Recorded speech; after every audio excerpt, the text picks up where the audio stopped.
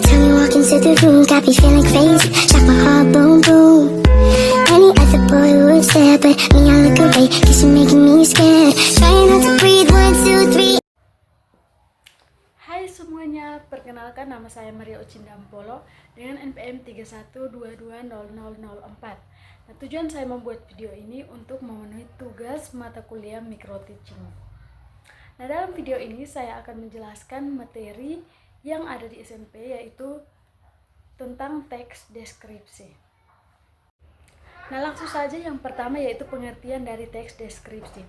Nah, teks deskripsi adalah suatu teks yang digunakan untuk menjelaskan atau menggambarkan suatu objek tertentu secara rinci. Nah, yang berikut adalah fungsi dari teks deskripsi. Fungsi dari teks deskripsi itu sendiri yaitu agar kita dapat memberikan gambaran atau penjelasan yang utuh mengenai suatu objek tertentu seperti tempat atau keadaan sekitar. Kemudian yang berikut kita masuk pada struktur dari teks deskripsi. Struktur dari teks deskripsi yang pertama yaitu judul. Nah, di dalam judul bertujuan untuk menggambarkan isi dari teks yang ingin dideskripsikan. Yang berikut adalah identifikasi. Nah, di dalam identifikasi berisi pengenalan tentang objek yang akan dideskripsikan seperti nama objek, lokasi, dan lain-lain. Nah, yang berikut adalah deskripsi bagian. Nah, dalam deskripsi bagian ini berisi kalimat yang menjelaskan lebih detail lagi mengenai hal yang ingin dideskripsikan. Dan yang terakhir adalah simpulan.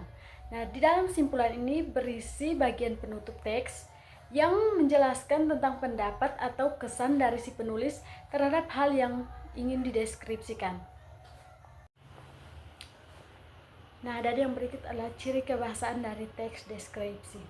Ciri kebahasaan dari teks deskripsi yaitu penggunaan bahasa yang detail, fokus pada objek tertentu, penggunaan kata sifat dan juga kata keterangan yang lebih rinci, serta harus menggunakan majas agar dapat menciptakan kesan yang lebih baik. Nah, dan yang terakhir yaitu contoh dari teks deskripsi. Contoh dari teks deskripsi misalnya mendeskripsikan seekor kucing, mendeskripsikan seekor ayam, atau misalnya mendeskripsikan suatu wisata seperti mendeskripsikan benteng Osoko, mendeskripsikan laut, dan sebagainya.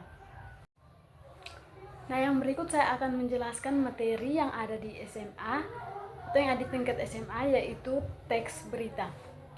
Nah, yang pertama yaitu pengertian dari teks berita. Teks berita merupakan suatu teks yang menyampaikan kabar, informasi atau peristiwa yang faktual dan aktual kepada masyarakat. Yang berikut adalah tujuan atau fungsi dari teks berita.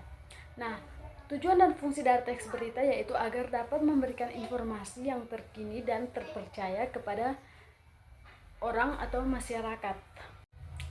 Dan yang berikut adalah struktur dari teks berita. Struktur dari teks berita yang pertama yaitu kepala berita.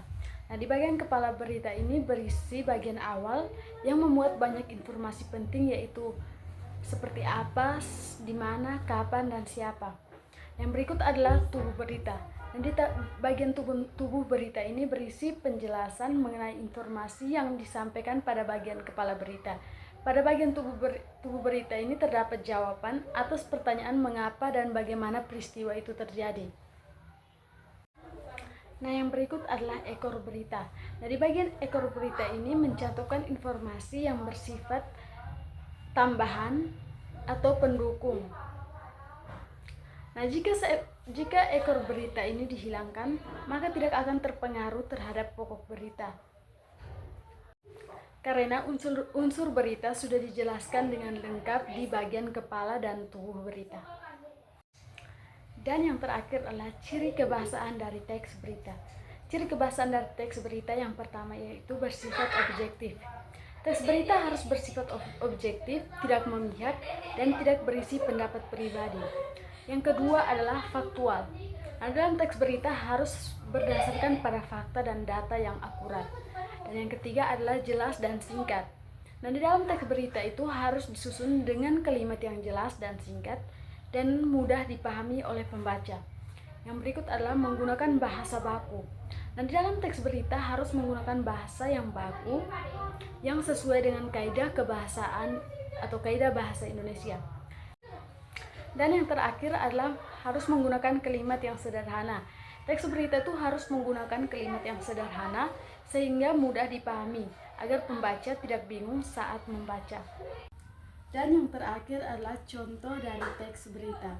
Contoh dari teks berita misalnya terjadi bencana banjir di Kabupaten Malaka, atau bisa juga terjadi kehilangan sebuah kendaraan motor di Kota Keva Manado.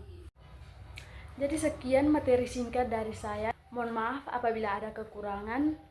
Sekian dari saya, terima kasih.